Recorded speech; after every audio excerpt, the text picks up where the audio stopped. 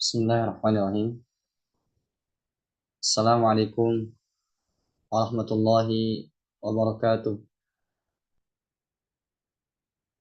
Alhamdulillah, bini'matihi tatimmus shalihat. Asyhadu an la ilaha illallah wahdahu la syarika lah.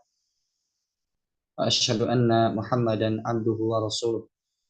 Allahumma salli wa sallim ala nabiyyina Muhammadin wa ala alihi wa ashabihi wa man tabi'ahum bi ihsanin ila yaumiddin.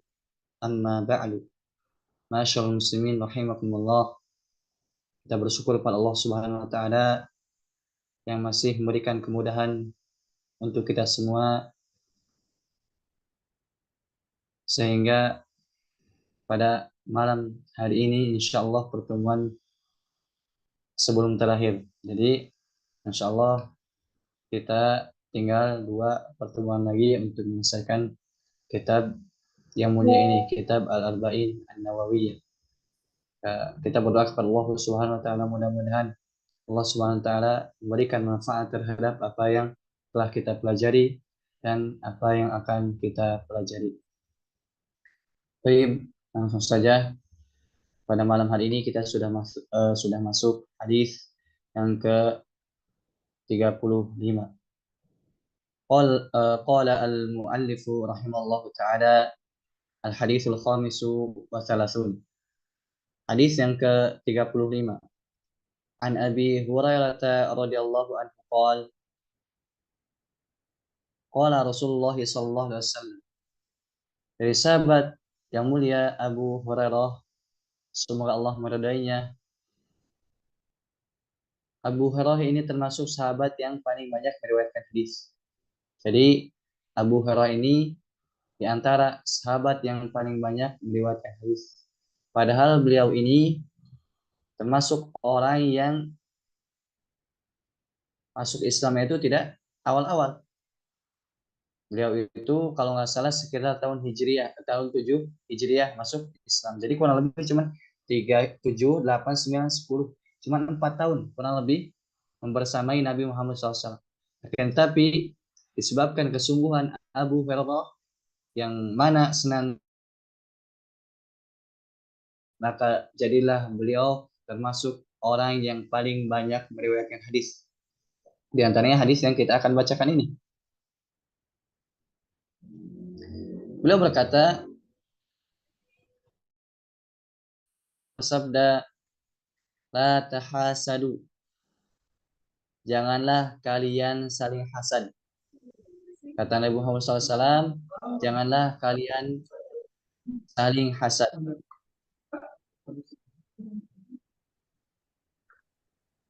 Arti hasad apa? Para ulama menjelaskan bahwasanya hasad itu engkau membenci ketika saudaramu mendapatkan nikmat.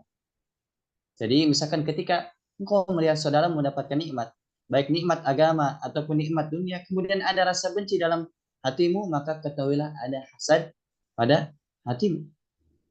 Terlebih lagi jika misalkan kebencian tersebut dibarengi dengan rasa ingin hilang nikmat tersebut pada saudara kita. Ini lebih parah lagi. Sekedar benci saja sudah hasad, apalagi sampai menginginkan nikmat tersebut hilang pada saudara kita. Oleh karena ya pala tahasadu, jangan saling hasad. Hasad ini apa? Membuat seorang hati apa? Gundah, gulana. Oleh karenanya ketika kita misalkan jumpai dalam hati kita hasad, maka hendaklah sebisa mungkin hilangkan hasad tersebut. Dengan cara apa? Yang pertama berdoa kepada Allah Subhanahu wa taala. Jadi hasad hilang pertama dengan cara berdoa kepada Allah Subhanahu wa taala. Kemudian yang kedua, doakan yang kita hasadi. Supaya apa? Supaya iblis itu kesal. Iblis itu membisikkan kepada hati kita supaya hasad kepada si fulan misalkan yang mendapatkan nikmat. Justru apa? Kita doakan si fulan yang mana hati kita tuh kurang senang misalkan ketika dia dapat nikmat. Ini justru apa?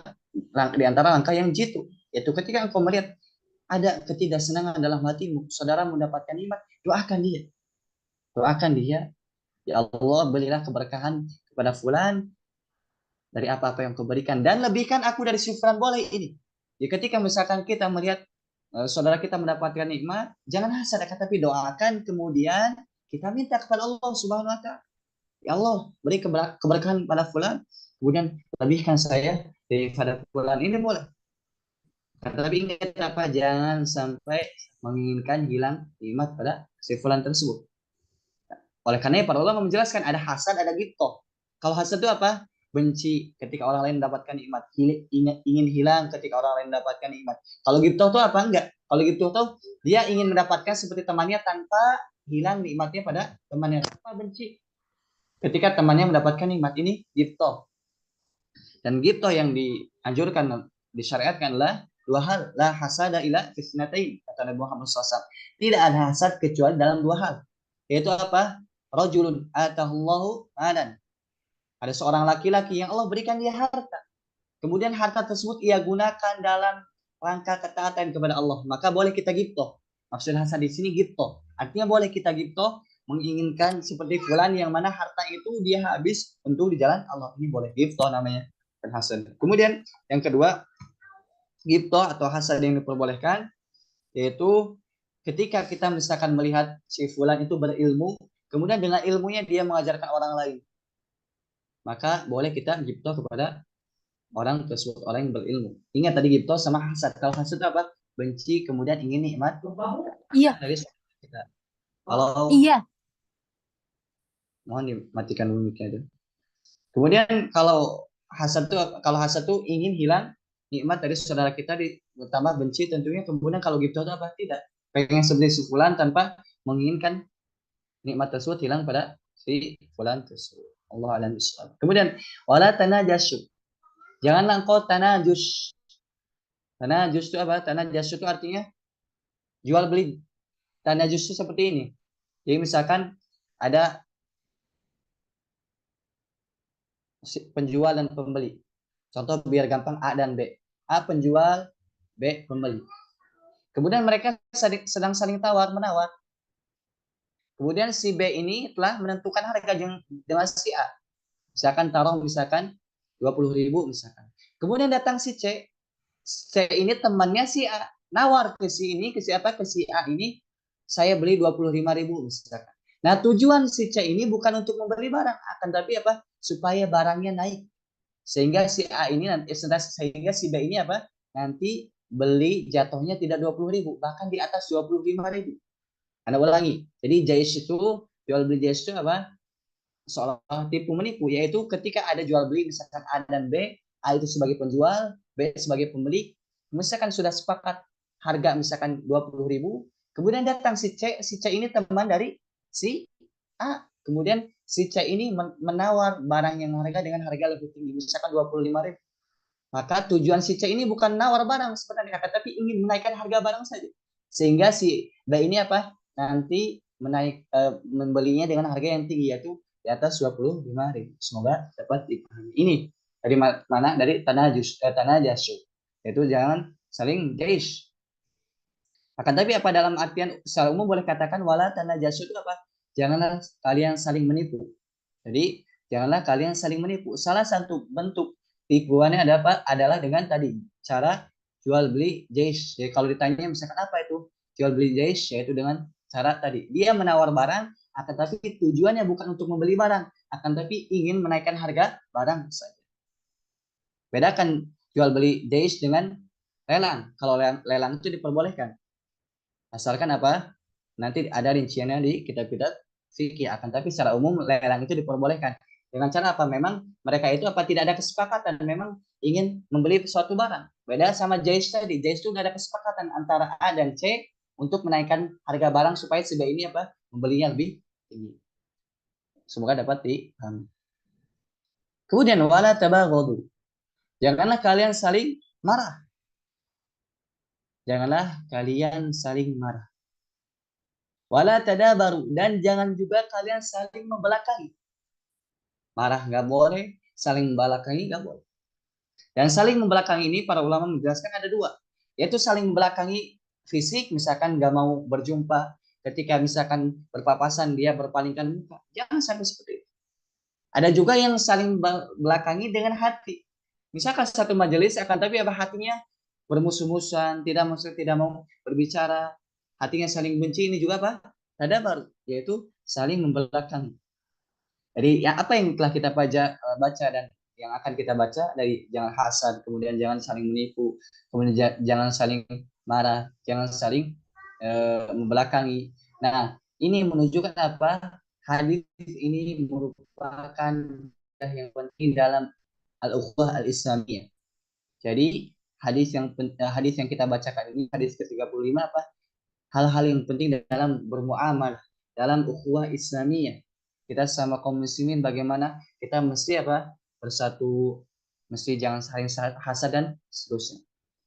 Kemudian wala bai ba'dukum ala bai ba'din. Kemudian selanjutnya janganlah kalian membeli di atas pembelian orang lain.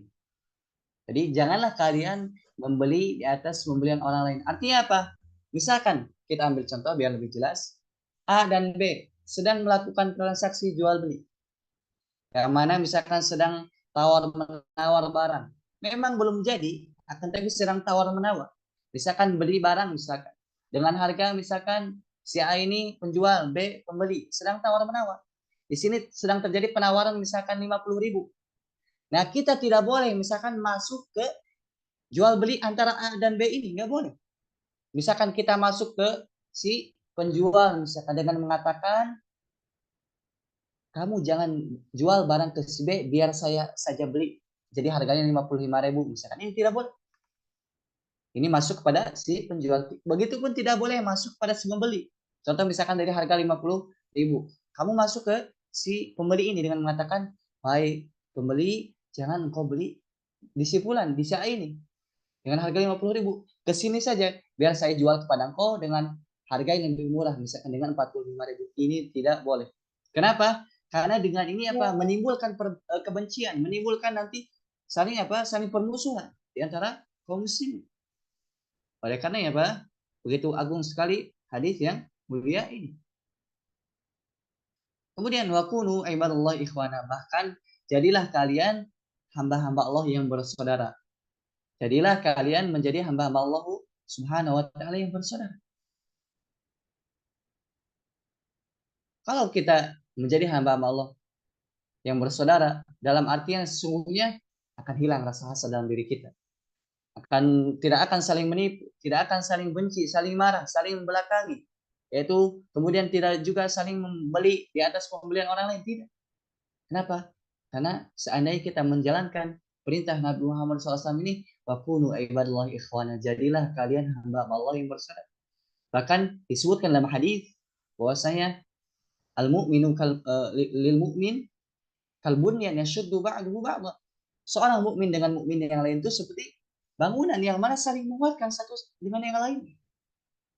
Bahkan di hadis lain disebutkan seorang mukmin itu apa? Ibarat tubuh yang satu. Ketika satu anggota tubuh merasakan kesakitan, yang lainnya merasakan kesakitan dengan begadang, dengan rasa sakit dan seterusnya. Seperti ini kaum muslimin. Kemudian al-muslimu akhul muslim. Muslim itu saudara bagi muslim yang lain. Muslim itu saudara bagi muslim yang lain. Oleh karena apa? Kita sebisa mungkin kaum muslimin untuk bersatu, untuk menjadikan apa ukhuwah Islamiyah ini apa yang kita kedepankan. Hendaknya kita bersatu dan tidak ada persatuan kecuali persatuan di atas tauhid. Ana ulangi, tidak ada persatuan, tidak ada persaudaraan yang sesungguhnya kecuali persaudaraan yang dibangun di atas tauhid, kemudian kita mengikuti sunnah Nabi Muhammad SAW. Ini yang sesungguhnya, persatuan yang sesungguhnya. Seorang bersatu di atas Al-Quran dan sunnah. Bagaimana kita bisa bersatu di atas Al-Quran dan sunnah? Karena mustahil seorang bisa bersatu di selain Al-Quran dan sunnah. Mustahil. Seorang misalkan yang penting gabung saja, misalkan organisasi atau kelompok atau sekte, bergabung saja. Apapun akidahnya, apapun pemahamannya, mau ikut sunnah atau bid'ah, yang penting bersatu, misalkan ketahuilah persatuan itu adalah persatuan yang semu. Persatuan yang semu. tahsabuhum jami'a wa qulubuhum syatta. Kamu itu mengira mereka itu bersatu, padahal mereka itu hatinya bercerai-berai. Kenapa? Mereka tidak bersatu di atas tauhid dan sunnah. Sehingga kaum muslim kalau misalkan ingin bersatu, hendaknya bersatu di atas tauhid dan sunnah. Ini persatuan yang hakiki. Ketika kita misalkan bersatu di atas tauhid dan sunnah, maka akan terwujud kaum muslimin yang al-muslimu akhul muslim. Kan tapi apa? Tetap misalkan ada orang yang belum paham tapi dia masih kaum muslimin, maka tetap kita apa? Perlakukan mereka sebagai kaum muslim sesuai dengan kadar keislaman mereka. Tentu kita tidak samakan perilaku kita terhadap para ulama yang taat, orang-orang yang soleh dengan orang yang kaum muslimin tapi di sana ada maksiat. Tentu kita lebih muliakan apa para ulama orang-orang soleh daripada kaum muslimin yang masih ada maksiat. Akan tapi apa tetap ada hak di situ kaum muslim. Kita sebagai saudara mereka doakan mereka, berbuat baik kepada mereka dan seterusnya. Ini sikap yang ada dalam masalah ini. Kita tetap cinta kepada kaum muslimin, tetap mendoakan mereka. Tetapi ketika ada kebencian dalam diri kaum muslimin, kita membenci sesuai dengan kadar kemaksiatan yang ada pada orang tersebut. Allahu musta'an. Kemudian la yadhlimuhu. Seorang muslim itu apa? La yadhlimuhu, tidak menzalimi orang lain, tidak menzalimi muslim yang lain. Jadi seorang muslim itu tidak menzalimi muslim yang lain. Bahkan Islam mengharamkan zalim kepada selain muslim pun haram. Kepada hewan pun haram kita berbuat zalim. Lihat bagaimana indahnya syariat Islam. Berbuat kepada hewan pun tidak boleh, apalagi kepada manusia, apalagi kepada kaum muslimin, apalagi misalkan kepada para ulama dan seterusnya. Tidak boleh saling zalim, tidak boleh menzalimi. Dan dikatakan zalim itu apa? Wad'u syai' ghair makanihi, meletakkan sesuatu bukan pada tempat. Dalam hal ini misalkan masalah harta milik orang lain kita ambil naudzubillah dengan cara yang batil misalkan. Atau masalah kehormatan kita menggibahi mereka misalkan naudzubillah, atau mencaci mereka, merusak kehormatan mereka, ini tidak boleh, haram hukum. Karena Allah Subhanahu wa taala menetapkan, Allah telah menetapkan haram atasnya berbuat zalim. Wa ja'altu bainakum muharraman, dan aku jadikan zalim itu haram atas kalian. Allah mengharamkan zalim atas kita semua. Maka takutlah kepada Allah Subhanahu wa taala, jangan sampai kita menzalimi orang lain. Karena ketahuilah balasan bagi orang yang zalim itu apa? Kesengsaraan dunia dan akhirat. Di dunia sengsara, di akhirat pun dia sengsara. Di mana ketika orang lain mendapatkan pahala disebabkan amalan yang ia lakukan di dunia, sedangkan orang yang zalim ini apa? Amalannya yang capek-capek ia kerjakan di dunia justru diberikan kepada orang lain. Jangan sampai kita seperti itu. Kita capek-capek perlahan dalam ketaatan, ternyata disebabkan kezaliman kita diberikan tersebut kepada orang lain. Jika pahala kita telah habis, maka keburukan orang yang kita zalimi diberikan kepada kita. Maka takutlah dari zulma, fa inna zulma zulmatun yaumil qiyamah, atau kama qala Nabi sallallahu alaihi wasallam. Takutlah kalian kepada kezaliman, karena kezaliman itu adalah kegelapan pada hari kiamat. Kemudian wala yakhzuluhu. Seorang muslim pun apa? Jangan menelantarkan orang lain, jangan menelantarkan kaum muslim. Ketika kaum muslimin butuh bantuan, bantu sebisa mungkin.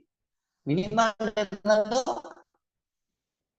Kalau bisa bantu dengan harta, tenaga, pikiran, masukan, nasihat, bantu mereka.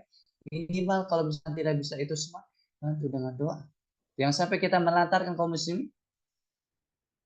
Jangan sampai menghinakan mereka. Mereka hamba Allah Subhanahu wa taala yang beriman kepada Allah Subhanahu wa taala. Hendaknya kita menolong mereka semampu kita. Misalkan saudara kita di kalangan kaum muslimin di Palestina, doakan mereka. Kalau bisa bantu dengan harta. Minimal dengan doa. Wala yakdzibuhu. Jangan berbuat bohong atau jangan berdusta pada mereka. Jangan berdusta. Dusta ini Pak, salah satu dosa yang sangat diharamkan oleh Allah Subhanahu wa taala. Jadi jangan sampai apa kita berdusta meskipun sedikit. Jadi jangan sampai berdusta meskipun hanya sedikit. Karena yang sedikitnya Pak, sedikit lama-lama menjadi besar. Orang yang terus misalkan berdusta, apa? Allah Subhanahu wa taala akan tulis ya sebagai orang yang berdusta. Jadi sebisa mungkin jauh yang meskipun hanya sedikit. Nah, seorang ketika dia membiasakan jujur, maka kejujuran tersebut akan mengantarkan dia ke surga. Dan sebaliknya ketika dia berbuat dusta, maka dusta tersebut akan mengantarkan dia ke jurang kebinasaan, ke neraka Allah Subhanahu wa taala. Qul wala yahqiruhu. Muslim itu jangan meremehkan muslim yang jangan meremehkan. Setinggi apapun misalkan kedudukan kita, atau misalkan kita lihat misalkan ibadah kita secara zahir misalkan lebih dari orang lain, jangan sampai meremehkan orang lain. Karena bisa jadi orang lain misalkan yang kelihatan yang amalan sedikit, bisa jadi dia sembunyikan amalan. Bisa jadi apa hatinya lebih bersih daripada kita. Dan seterusnya. Intinya jangan sampai merendahkan orang lain. Apalagi merendahkan kaum muslimin. Karena di antara bentuk ketawaduan seorang hamba atau di antara ciri ibadur rahman hamba Allah yang maha pengasih, yaitu dia tawadu. Orang yang tawadu tidak meremehkan orang lain, tidak melihat orang lain itu kecil, tidak. Akan tetapi orang yang bertawadu itu sebagaimana datang dari sebagian salaf adalah ketika melihat orang lain, dia tidak menyangka dia lebih baik daripada orang lain. Ini tawadu. Dia tidak menyangka bahwasanya dia lebih baik daripada orang lain, tidak. Karena kita ketahui dosa kita banyak, kekurangan kita banyak, kelalaian kita banyak, akhlak kita kurang baik, muamalah kita kurang baik. Ibadah kita sedikit, yang sedikit penuh dengan kekurangan dan seterusnya. Maka hendaknya apa?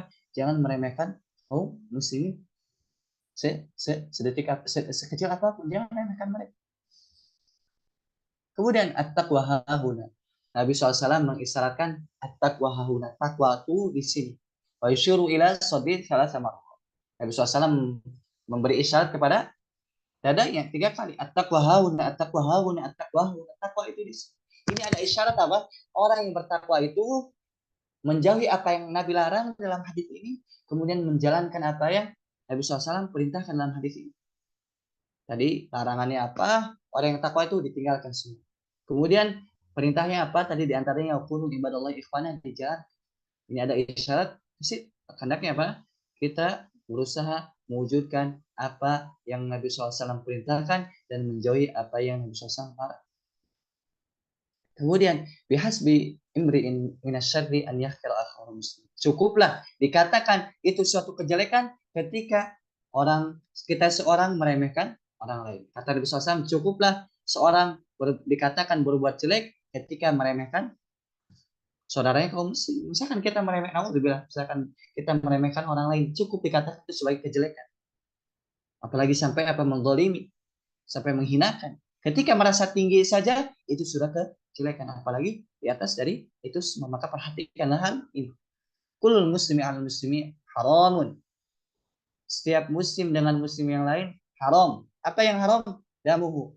Darahnya tidak boleh ditumpahkan. Wa maluhu. Hartanya juga tidak boleh. Haram. Tidak boleh diambil. Wa idluhu. Begitupun kehormatannya. Tidak boleh dirusak. Tidak boleh digibahi, dicerca, difitnah, diadu domba. Hartanya tidak boleh diambil. Darahnya tidak boleh tumpah. Lihat bagaimana Islam menetapkan tentang syariat yang mulia ini. Dari awal hadis tadi sampai akhir, saatnya kita perhatikan begitu indah syariat Islam. Tidak datang syariat Islam ini kecuali dari Allah Al-Hakim, Al-Ali, Allah yang maha bijaksana, Allah yang maha mengetahui maslahat bagi hamba. Maka sekali lagi ini menunjukkan agungnya hadis yang ada dalam kitab Al-Arba'in An-Nawawi. Maka hendaknya kita memperhatikan, memahami, kemudian mengamalkannya dalam kehidupan sehari-hari. Allahumma musta'an. Kemudian al-hadisu as-sadisu as-salatu. Hadis yang ke-36. An Abi Hurairah radhiyallahu anhu, an Nabi sallallahu alaihi wasallam. Dari sahabat Abu Hurairah, semoga Allah meridainya, dari Nabi Muhammad sallallahu alaihi wasallam. Beliau bersabda, "Man nafasa an mu'minin qurbatan min qurabid dunya, nafasallahu anhu qurbatan min qurabi yaumil qiyamah."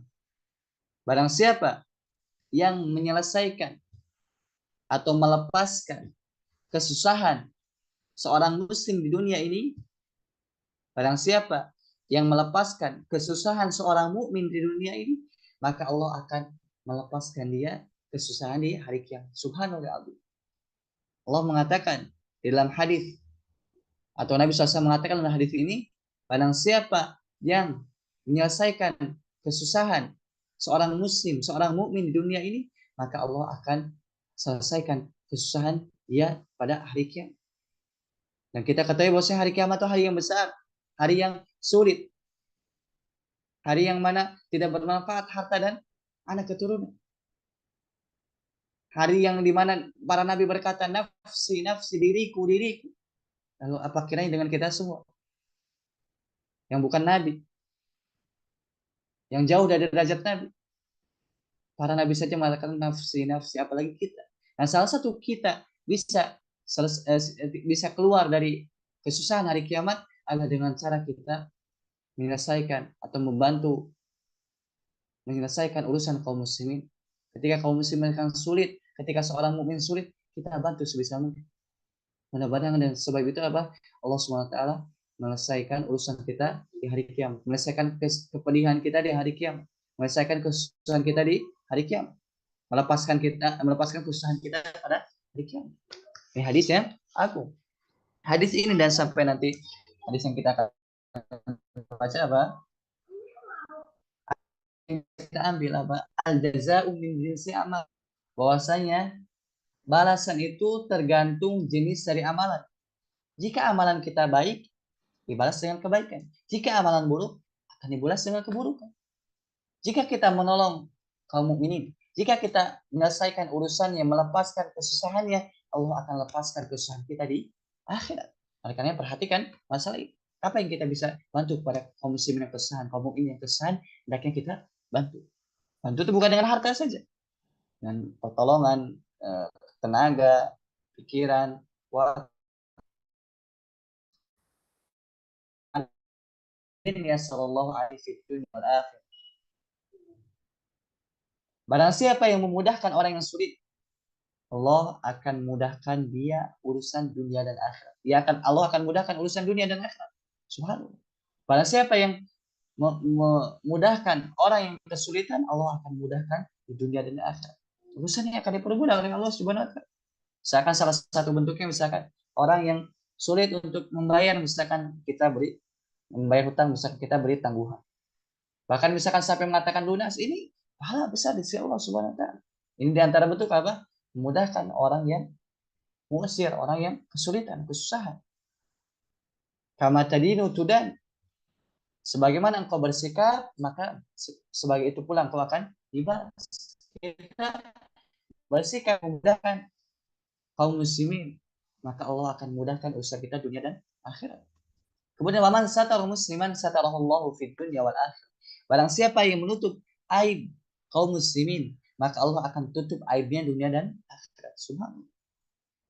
Barang siapa yang menutup aib, kesalahan, cacat, dosa dan seterusnya dari aib-aib, maka Allah akan tutup dia dunia dan akhirat. Allah akan tutup aibnya dunia dan akhirat. Allah akan tutup dosa-dosanya dunia dan akhirat. Kenapa? Karena kita ketahui bersama, kita yakini bersama bahwasanya kita itu penuh aib, kita itu penuh dosa, kita itu banyak kekurangan dan seterusnya, banyak sekali kekurangan. Maka hendaknya apa? Kita sebisa mungkin kalau ada berita dari saudara kita yang mana itu keburukan, yang mana itu cacat, mesti apa? Kita tutup sebisa mungkin, bukan justru diekspos, diberitakan kepada orang lain dan seterusnya. Ini tidak mungkin. Pemahaman hadis ini apa? Ketika pemahaman hadis ini secara terbalik apa? Mafhum mukhalafahnya, ketika seorang mengetahui cacat atau aib atau dosa pada orang lain kemudian disebarkan, maka Allah akan sebarkan aib dia, Allah akan buka dosa dia. Kenapa? Karena dia bersikap seperti itu. Nah, karena ya, hendaknya bagi kita apa? Sebisa mungkin ketika melihat aib pada saudara kita, tutup supaya aib-aib kita ditutup. Ketika kita melihat dosa pada orang lain, tutup supaya dosa-dosa kita ditutup. Karena sebagian ulama salaf apa? Mengatakan, seandainya dosa itu berbau, maka tidak ada orang yang mau duduk bersama saya. Anda ulangi, seandainya dosa itu berbau, tidak akan ada orang yang mau berduduk dengan saya. Kenapa? Bau sekali. Akan tapi Allah tidak menjadikan dosa itu berbau. Oleh karena kita jangan sampai merasa aman. Misalkan, nah saya tidak berdosa. Nah, kita semua berdosa. Kalau Bani Adam khotob, saya Bani Adam itu pasti melakukan dosa. Justru orang yang mengatakan saya tidak berdosa, berarti dia tertipu. Bagaimana kita saksikan ulama salaf, mereka dalam beribadah begitu sungguh-sungguh, akan tapi tetap mereka melihat taksir pada diri mereka, kekurangan. Mereka tidak seolah apa ibadah banyak, tidak merasa berjasa pada agama Allah, tidak. Tapi apa? Mereka melihat kekurangan pada diri mereka. Ini seorang mukmin yang sesungguhnya. Ketika melihat apa? Mereka itu seorang mukmin sesungguhnya apa? Menggabungkan antara kesungguhan dan takut kepada Allah Subhanahu wa taala. Tidak tertib, tidak merasa apa? Misalkan saya tidak punya aib, saya tidak punya dosa. Nah, kita semua punya aib dan punya dosa. Kemudian Allahu fi aunil abdi maka al abdu fi auni akhi. Allah Subhanahu wa taala senantiasa memberi pertolongan kepada hamba selama hamba itu memberi pertolongan pada saudaranya. Kita misalkan jika ingin dibantu, jika ingin ditolong oleh Allah, maka hendaknya kita tolong saudara kita, hendaknya kita bantu saudara kita. Apa yang dibutuhkan saudara kita, kita berikan. Jika tidak bisa, misalkan minimal doakan.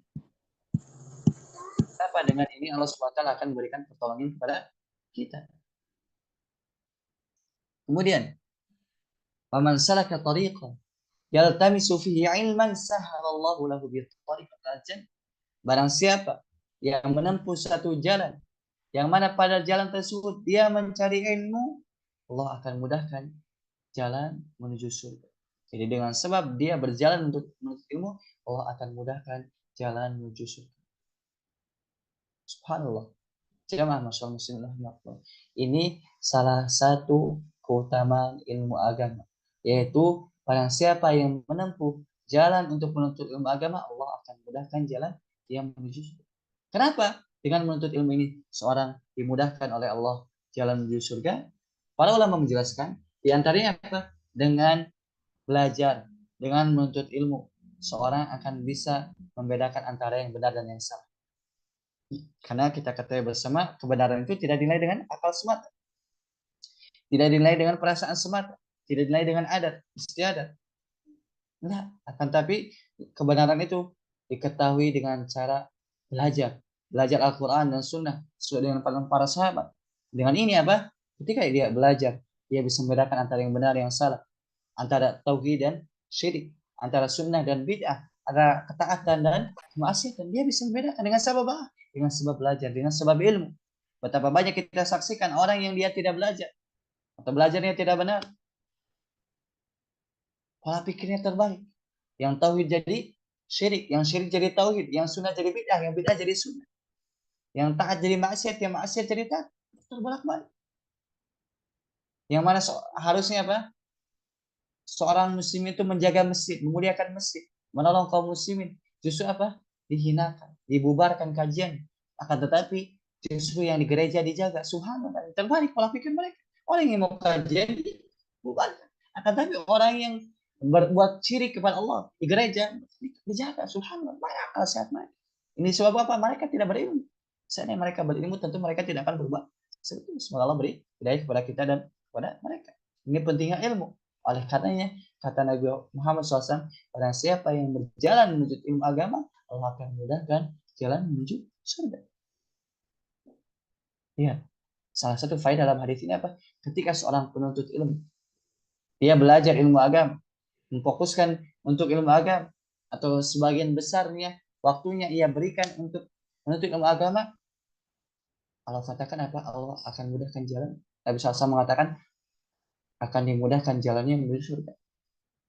Jalan menuju surga saja Allah mudahkan. Lalu apa kiranya dengan dunia ini? Jadi jangan khawatir ketika seorang misalkan menuntut ilmu atau punya anak di pondokan misalkan. Ketahuilah bahwasanya apa? Ketika seorang menuntut ilmu, Allah akan mudahkan jalan menuju surga. Ketika Allah mudahkan jalan menuju surga, maka jalan menuju dunia ini lebih Allah mudahkan. Kenapa dunia ini dibanding ke surga tidak ada apa-apa? Oh, jalan menuju surga saja dimudahkan, apalagi untuk dunia yang kecil yang hina ini. Maka hendaknya apa? Kita perhatikan masalah ini. Ini adalah salah satu keutamaan menuntut ilmu agama. Dan banyak sekali keutamaan menuntut ilmu agama. Salah satunya. Kemudian ada juga ayat tentang menuntut ilmu agama itu. Yarfa'illahu alladhina amanu minkum walladhina utul ilma darajat. Keutamaan ilmu itu Allah Subhanahu wa taala mengangkat derajat orang yang berilmu. Akan tapi Allah melebihkan orang yang berilmu berapa derajat. Dan keutamaan lainnya banyak sekali. Bahkan Ibnu Qayyim kalau salah sampai kurang lebih hampir 100 tentang keutamaan ilmu agama. Nah, ada catatan penting dalam hal ini. Apa-apa yang disebutkan dalam Al-Quran, Apa-apa yang disebut dalam hadis. Begitupun ucapan para ulama tentang keutamaan ilmu, ketahuilah keutamaan itu hanya bisa didapatkan bagi mereka pemilik ilmu yang bermanfaat. Anda ulangi, keutamaan ilmu yang disebutkan oleh Al-Quran, disebutkan hadis, disebutkan para ulama, itu bisa didapatkan bagi mereka orang yang pengemban ilmu agama atau pengemban ilmu yang bermanfaat. Karena kita sudah pelajari bahwa ilmu agama ini apa? Bisa jadi membela kita atau bisa jadi menjerumuskan kita. Bisa jadi dengan belajar ilmu agama ini apa kita menuju surga atau justru apa menuju neraka. Nauzubillah min dzalik. Al-Qur'an hujjatun laka wa alaik. Quran itu bisa membela engkau atau justru menjatuhkan engkau. Ada hadis terkait masalah ini. Kita ketahui insya Allah yaitu seorang yang kelak dilemparkan ke api neraka yang pertama kali adalah orang yang menuntut ilmu. Akan tapi salah niatnya. Lihat, orang menuntut ilmu salah niatnya justru mengantarkan dia ke neraka bukan ke surga. Disebabkan apa? Dia tidak bermanfaat ilmu. Dia hanya tidak ikhlas dalam menuntut ilmu. Dia menuntut ilmu hanya dikatakan liuqal alim, hanya dikatakan engkau alim, faqad qil, dan telah didapatkan. Gelar tersebut telah didapatkan di dunia dengan perkataan fulan alim, fulan berilmu, fulan ulama. Tapi apa ujung-ujungnya? Neraka. Naudzubillah min dzalik. Oleh karenanya, Anda ulangi, keutamaan ilmu yang disebutkan dalam Al-Quran dan Sunnah setelah para ucapan para ulama adalah bagi orang yang mempunyai ilmu yang bermanfaat. Orang yang tidak bermanfaat ilmu apa justru menjerumuskan dia ke dalam kebenaran. Naudzubillah min dzalik. Allahumma inna nas'aluka ilman nafi'an wa rizqan thayyiban wa amalan mutaqabbal. Mungkin ada sedikit tambahan faedah. Ini insyaallah penting yaitu ciri atau tanda atau alamat ilmu yang bermanfaat. Yang pertama, tentu membuahkan amal. Yang tadi misalkan amal sedikit, bertambah. Yang tadi, kemudian yang kedua juga jauh dari maksiat. Yang tadi misalkan sering bermaksiat, sekarang sedikit demi sedikit dihilangkan. Yang tadinya sedikit demi sedikit hilang, mulai jarang dan seterusnya. Seperti itu ilmu yang bermanfaat. Yang tadi akhlak kurang baik jadi baik. Yang tadi ucapan kotor jadi tidak. Ini diantara tanda ilmu bermanfaat. Ilmu bermanfaat itu buahkan amal. Percuma seorang mengetahui misalkan atau tahu tentang ayat kulil mu'minin yaguddu min absarihim, katakan kepada orang yang beriman tundukkan pandangan ketika misalkan melihat wanita yang bukan mahram, tundukkan pandangan.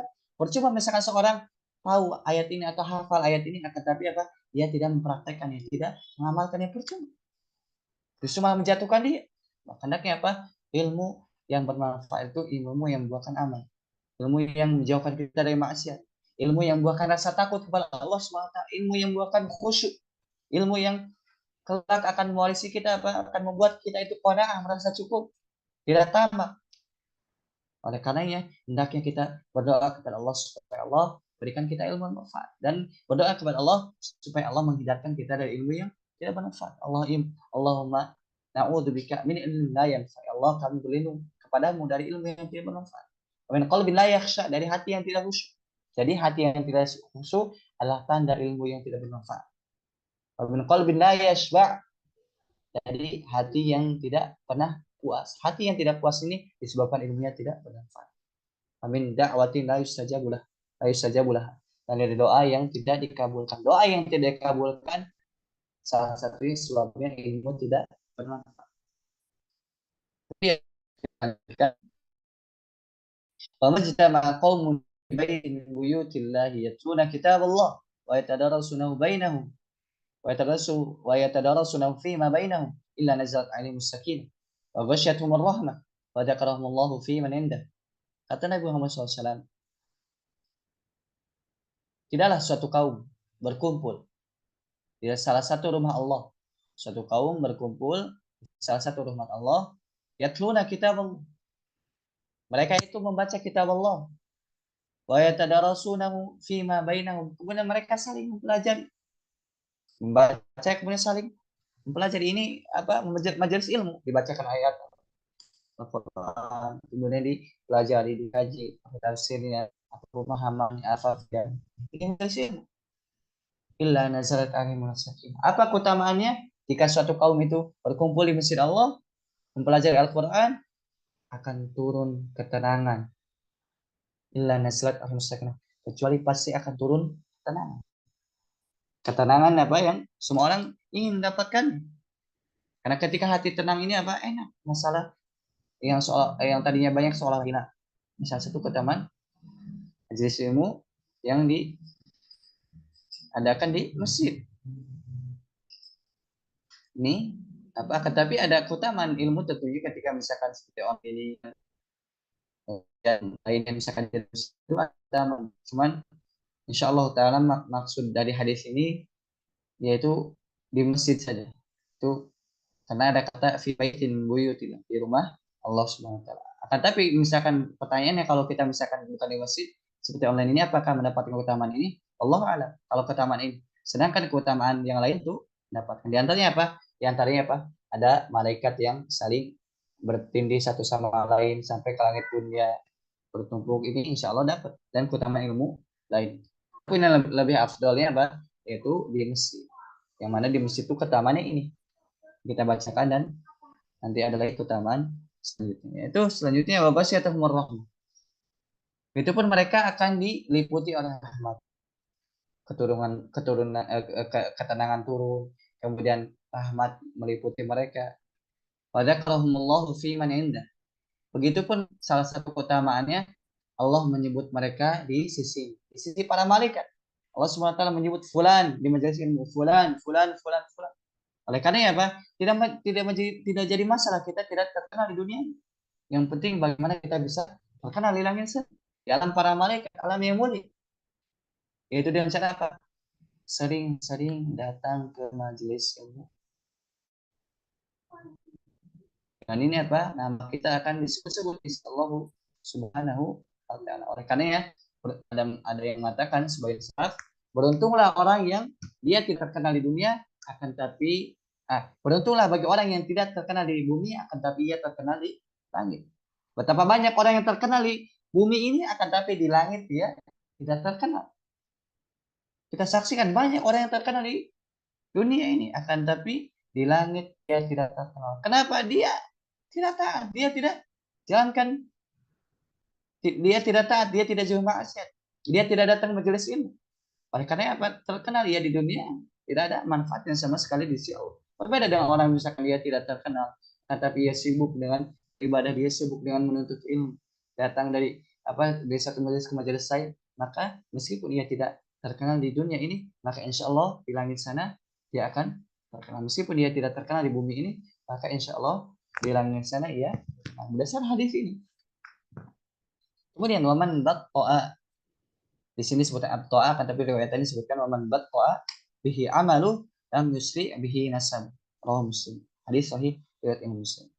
Kata Nabi SAW di akhir hadisnya waman batta'a bihi amalu lam yusri bihi nasab. Barang siapa yang lambat dalam beramal maka nasabnya tidak akan mempercepat dia. Misalkan seorang nasab yang paling punya Quraisy atau bahkan keturunan Nabi, seandainya dia tidak beramal, maka nasabnya tidak akan membuat dia cepat masuk surga. Ini sekali menunjukkan apa? Bahwasanya nasab tidak berlaku dalam mempercepat amalan, tidak. Oleh karena Nabi SAW pernah bersabda, wahai Fatimah, aku tidak bisa menyelamatkan kau dari azab Allah. Artinya kalau Fatimah tidak beriman, tapi beriman. Nabi SAW tidak bisa menyelamatkan beliau dari azab Allah SWT. Ini buktinya apa? Bukti bahwa nasab tidak bermanfaat. Secara umum nasab tidak bermanfaat.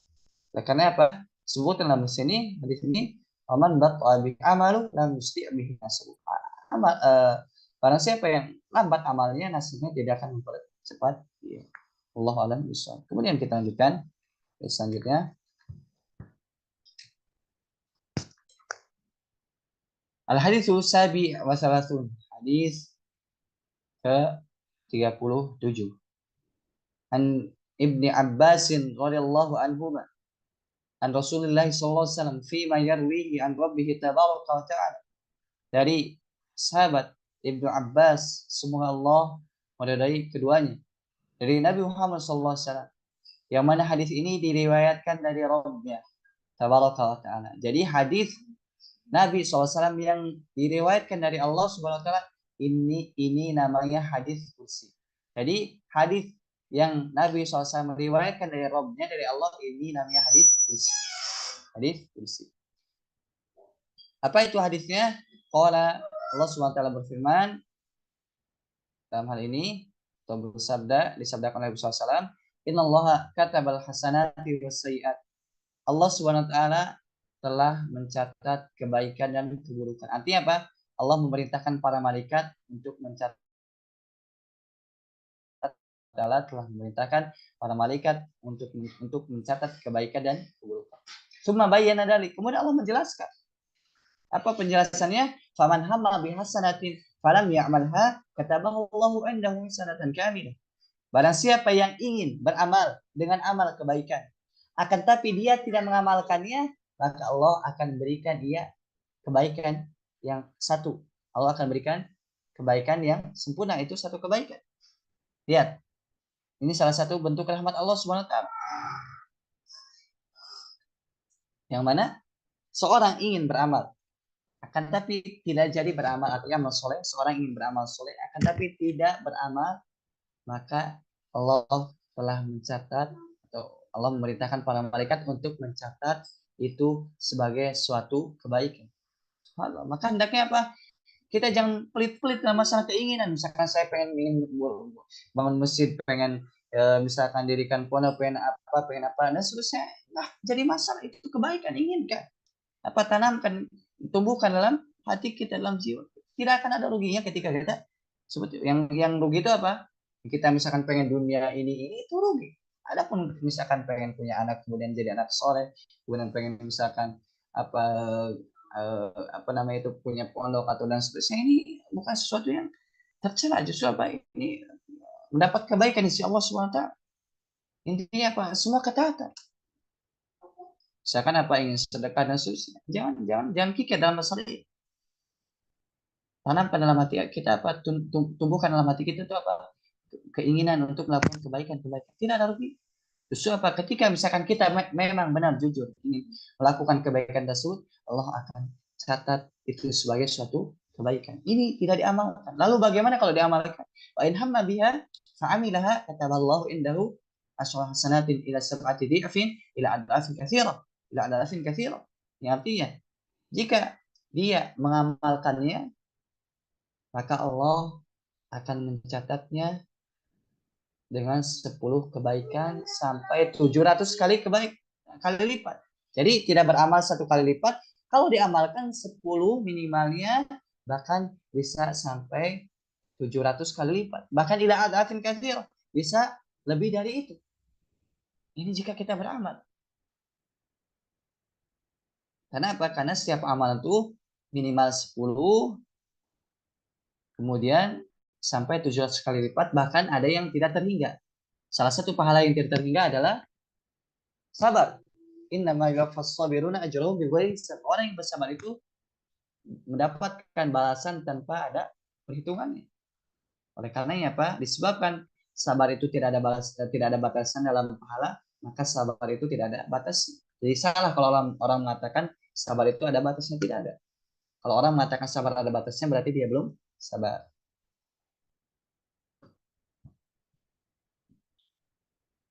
Begitu pun apa? Insya Allah kita mudah-mudahan Allah SWT sampaikan kita ke bulan Ramadan. Di bulan Ramadan pun apa? Mendapatkan pahala yang tanpa ada batas. Karena dalam Ramadan ini apa? Akan terkumpul di sana tiga kesabaran. Kesabaran dalam menjalankan ketaatan, kesabaran dalam menjauhi maksiat, kesabaran dalam menahan takdir misalkan sakit perut atau lemas dan seterusnya. Takdir yang kurang baik bagi kita. Mudah-mudahan Allah menyampaikan kita pada bulan Ramadan dan beri taufik kita untuk beribadah di dalam. Kemudian, wa in hamma bisayyatin falam ya'malha kataballahu indahu hasanatan kamil. Jika orang tersebut dia ingin berbuat keburukan, akan tapi dia tidak mengamalkannya, maka Allah tulis bagi dia itu kebaikan satu. Subhanallah. Orang yang ingin berbuat buruk, akan tapi tidak jadi, maka Allah akan catat itu sebagai satu kebaikan. Mana orang yang berbuat buruk tidak jadi, apa justru malah dicatat kebaikan. Dengan syarat nanti tentunya apa yang kita akan baca insya Allah. Itu syaratnya apa? Dia tidak melakukannya takut kepada Allah Subhanahu wa taala. Kemudian wa in hamma biha fa'amilaha kataballahu sayyi'atan wahid. Barang siapa yang ingin berbuat buruk ternyata dia memang berbuat buruk, Allah Subhanahu wa taala hanya mencatat itu satu keburukan saja. Subhanallah. Lihat bagaimana agungnya Allah Subhanahu wa taala. Ketika orang ingin berbuat kebaikan dicatat kebaikan. Bahkan tidak melakukannya sudah dicatat kebaikan satu. Ketika dia melakukan kebaikan 10 kali lipat sampai 700 kali lipat, bahkan bisa lebih. Berbeda dengan orang yang ingin berbuat buruk, tidak beramal, tidak jadi dengan keburukannya, justru dicatat satu kebaikan. Jika dia ingin berbuat buruk, ternyata mengamalkannya cuma buruk. Subhanallah. Kebaikannya apa? Kita perhatikan masalah yang agung ini. Kita hendaknya apa? Memperbanyak keinginan dalam hati kita ingin melakukan kebaikan. Begitupun ketika terbesit misalkan dalam hati kita ingin melakukan keburukan, tinggalkan karena Allah Subhanahu wa taala. Karena para ulama menjelaskan bahwasanya kebaikan itu ada 4 tingkatan. Jadi kebaikan itu ada 4 tingkatan. Tingkatan yang pertama adalah orang yang ingin melakukan ketaatan dan ia melakukannya. Ini tingkatan yang pertama. Jadi dalam masalah kebaikan ini ada 4 tingkatan. Tingkatan yang pertama, orang ingin ketaatan kemudian ia melakukannya. Maka bagi dia itu 10 kali lipat minimalnya sampai 700 kali lipat, bahkan bisa. Ini yang pertama. Kemudian yang kedua, orang yang ingin kebaikan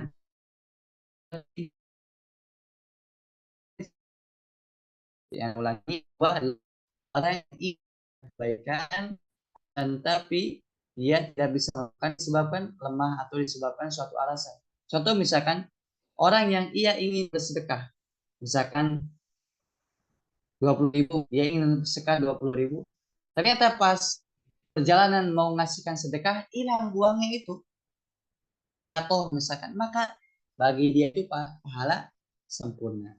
Bagi dia pahala sempurna. Jadi apa? Bagi orang yang tersebut yang sedekah tapi pas mau sedekah uangnya, maka bagi dia sempurna meskipun belum melakukannya. Kenapa? Karena dia sudah usaha, udah ada namun dikeluarkan. Nah tapi ternyata uangnya hilang. Ini yang kedua. Kemudian tingkatan ketiga yaitu orang yang dia senantiasa atau dia punya ada kebiasaan dalam ibadah, dalam amal baik.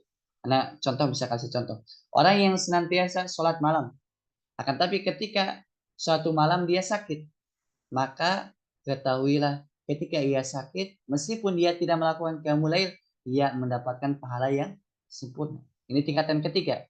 Jadi dia punya kebiasaan berbuat baik, akan tapi dia terhalang disebabkan sakit atau safar misalkan, maka bagi dia dicatat pahala yang sempurna meskipun dia tidak mengamalkan.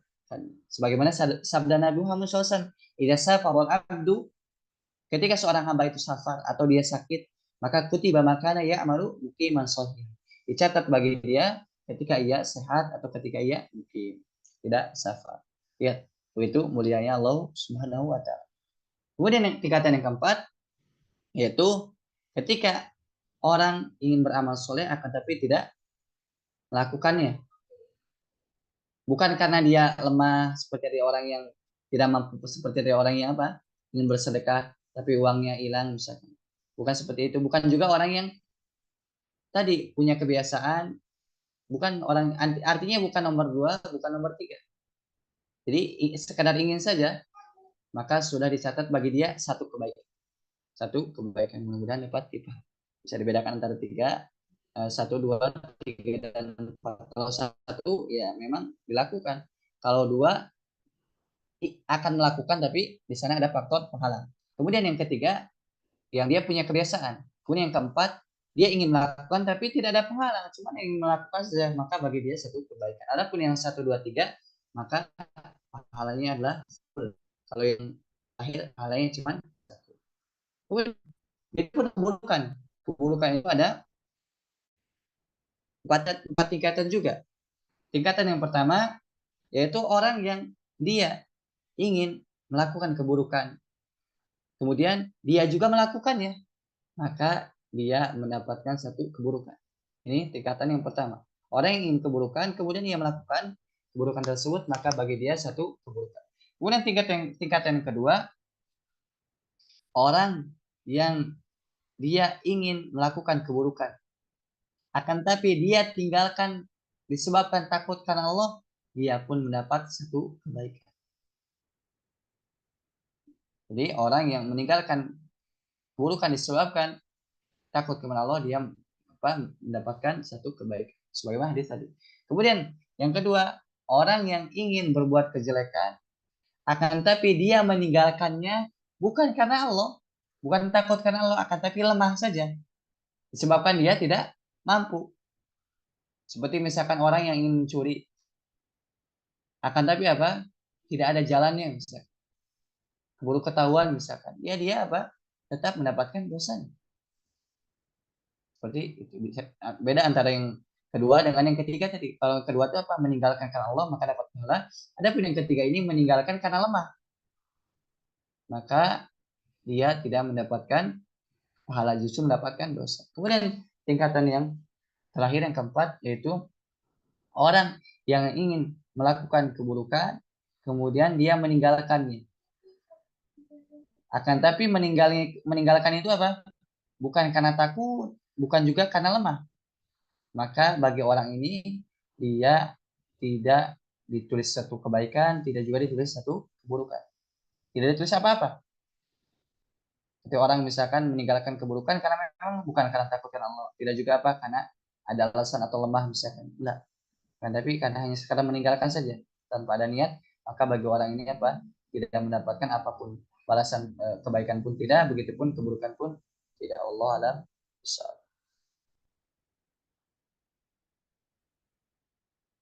Jamaah masyaallah muslimin rahimakumullah. Mungkin pada pertemuan ini kita cukupkan insyaallah hadis ke 38 sampai 42 kita selesaikan pada pertemuan selanjutnya insyaallah. Kita mungkin ada pertanyaan boleh ditulis di komentar.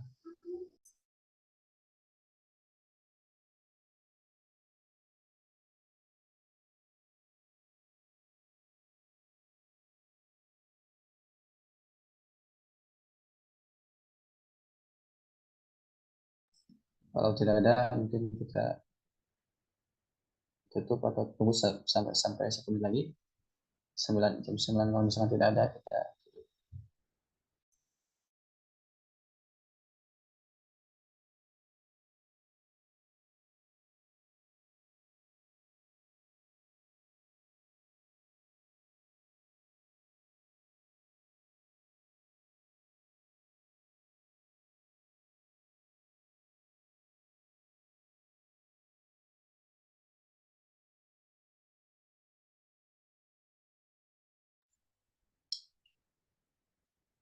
Kalau tidak ada mungkin kita tutup saja.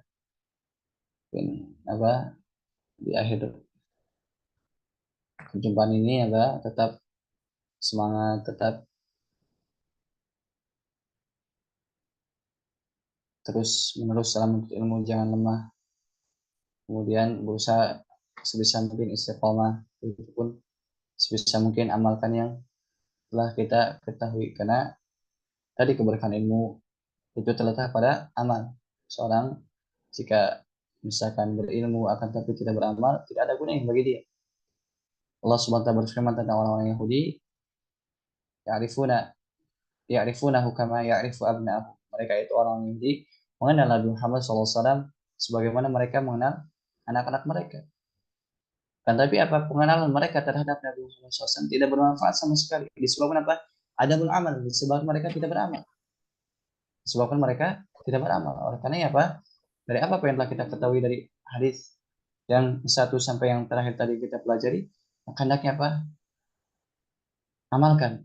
Sebisa mungkin amalkan. Karena di situ terletak keberkahan ilmu. Allahumma Allahumma anfa'na bima 'allamtana wa 'allimna ma yanfa'una wa zidna ilman ya arhamar rahimin. Subhanakallahumma wa bihamdika asyhadu an la ilaha illa anta astaghfiruka wa atubu ilaik. Assalamualaikum warahmatullahi wabarakatuh.